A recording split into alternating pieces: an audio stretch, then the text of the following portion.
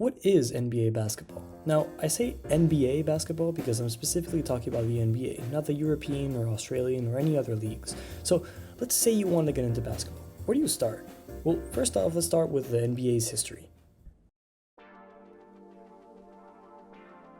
The National Basketball Association was founded in 1949 after the merger of two rival basketball leagues, the National Basketball League, which was founded in 1937, and the Basketball Association of America, which was founded in 1946. However, the league that we all know and love today was formed in 1976 when the NBA merged with the American Basketball Association, also known as the ABA. The NBA's 30 teams were divided into two conferences, which are divided into three divisions. The Western Conference starts with the Southwest Division, which holds the Dallas Mavericks, Houston Rockets, Memphis Grizzlies, New Orleans Pelicans, and San Antonio Spurs. Then there's the Northwest Division, which holds the Denver Nuggets, Minnesota Timberwolves, Oklahoma City Thunder, Portland Trail Blazers, and the Utah Jazz.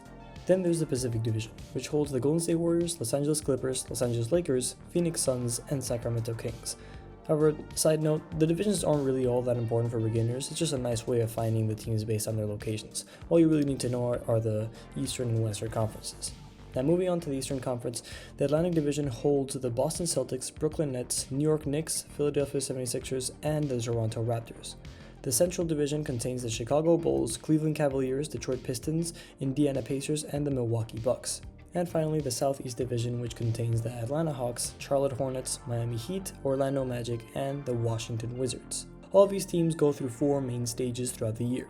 First, starting off with the NBA Draft, where all 30 teams have a chance to draft young and upcoming prospects, which are usually found in universities throughout the US, but can also contain players from all over the world. For example, this year's NBA Draft featured Victor Wembanyama, a French 7'5" prospect that some consider the biggest draft prospect since LeBron in 2003. The NBA Draft consists of two rounds, each being 30 picks. The first round gives the worst teams in the league a chance to draft highly regarded prospects to their team in order for them to build a roster for the future of the franchise. These highly regarded prospects are put into a draft lottery. This lottery is given to the teams who missed the playoffs in the year prior, but we'll get to that in a second. In this lottery, the teams with the worst record have a higher chance of getting a higher pick. For example, this year's draft had the San Antonio Spurs with a 14% chance of getting the number 1 pick, which they eventually went on to get and draft Victor Wembanyama. Following the NBA Draft comes the Summer League. The purpose of the Summer League is to create an environment where teams can put their young talents to the test against other teams, see how they handle themselves on the court, and begin to plan how they're going to be implemented to the current roster. At the same time that the Summer League is happening, the general managers of his organization, or the GM, is trying to find a way to maximize their time in the offseason to make valuable trades with other teams. Some teams decide to remain in a rebuild, which is when a team blows up their roster in order to focus on their future, which usually means focusing on building a roster with very young players that will likely be contenders in the future.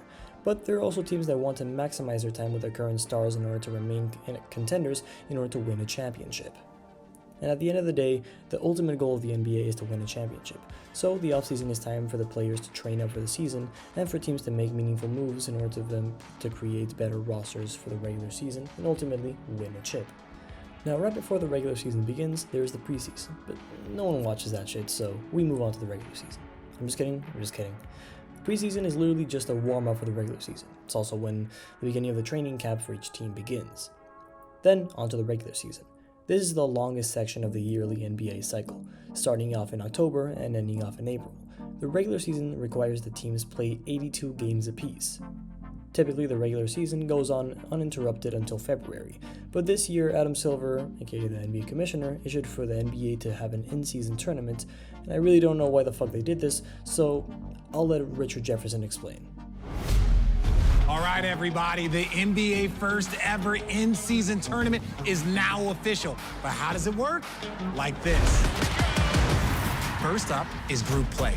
All 30 teams will be split into 6 groups, 3 from the East, 3 from the West, with a random draw based on last year's regular season records. Here's what the groups look like in the West. Here's what they look like in the East.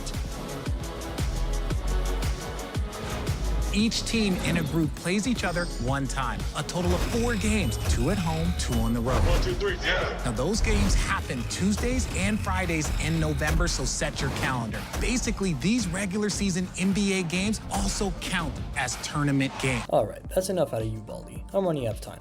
After this, we have the All-Star break, which is a weekend of activities ranging from the dunk contest all the way to the three-point contest, with, obviously, the All-Star game. From here, we get to the second half of the regular season, where teams inching closer to the finish line usually follow one of two main strategies: tank in order to get better draft compensation, or try to win as many games as possible so they can get into the playoffs. And then finally, we are at the playoffs. Here is the most important section of the NBA cycle. This is for all the marbles. First, we have the play-in tournament, where teams from 7th to 10th place battle it out to get a spot in the playoffs in a single game elimination round. From here, each team has to play a best of 7 games against their opponent. Whoever wins 4 games first passes on to the next round.